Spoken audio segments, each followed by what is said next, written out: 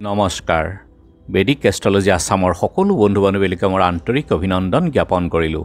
মই লৈ আহিছোঁ অন্য এক ভিডিঅ' আপোনালোকৰ এটা প্ৰশ্নৰ উত্তৰ দিবলৈ। মোক বহুতে প্ৰশ্ন কৰিছে যে যদি ওচৰত শ্মশান থাকে বা কবৰস্থান আছে তেনেহ'লে আমি বসবাস কৰিব পাৰোঁ নে নোৱাৰোঁ বা তেনে বাসস্থান বাস্তুসন্মত হয় নে নহয়।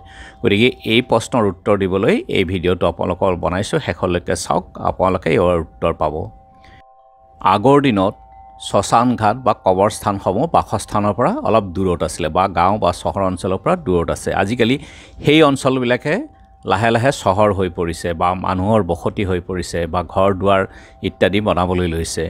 গতিকে এনে ক্ষেত্ৰত মাটিৰ অভাৱ বা ঠাইৰ অভাৱো আছে বা কম জেগাতে আমি ঘৰ বনাব লগা হয়। গতিকে সেই ঠাইত আমি ঘৰ বনাব লগা হৈছে।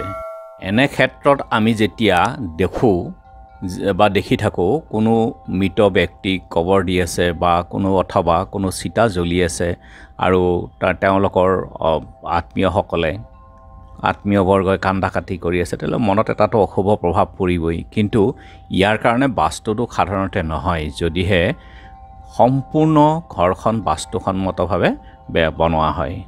সাধাৰণতে শ্মশান এখন হ'লে নদী অথবা পুখুৰী এখন ওচৰত থাকে, যাতে সেই অস্থি বা ছাইখিনি আমি বিসৰ্জন দিব পাৰোঁ বা তাৰ কাৰণে শ্মশানৰ ওচৰত সদায় নদী বা পুখুৰী বা দ ঠাই থাকে।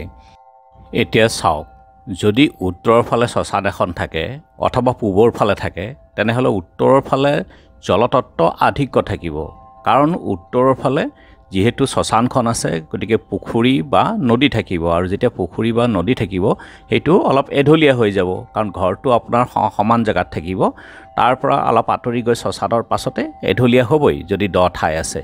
গতিকে শ্মশানৰ ক্ষেত্ৰত এইটো হয়। বা পূবৰ ফালে থাকিলেও এইদৰে পূবৰ ফালে অকণমান ঢাল খোৱা হ'ব, এনে ক্ষেত্ৰত বাস্তুৰ সন্তুলন হ'ব। কিন্তু যদি দক্ষিণৰ ফালে বা পশ্চিমৰ ফালে শ্মশান থাকে তেতিয়াহ'লে দক্ষিণ ফালটো ঢাল হৈ যাব বা পশ্চিম ফালটো ঢাল হৈ যাব। এনে ক্ষেত্ৰত কিন্তু বাস্তুৰ অসন্তুলনতাৰ ফলত বহুতো বাস্তুদোষৰ উৎপন্ন হ'ব পাৰে বা বাস্তুদোষ হয়। এনে ক্ষেত্ৰত বাস্তুদোষ উৎপন্ন হয়, আৰু যাৰ কাৰণে সেই ঘৰখনৰ বাসিন্দাসকলে আৰ্থিক, মানসিক, শাৰীৰিক দিশত কষ্ট পাব লগা হয়। কিন্তু শ্মশান অথবা কবৰৰ কাৰণে নহয়, কিন্তু ভূখণ্ডৰ এঢলীয়া বা ঢালৰ কাৰণেহে হ'ব পাৰে।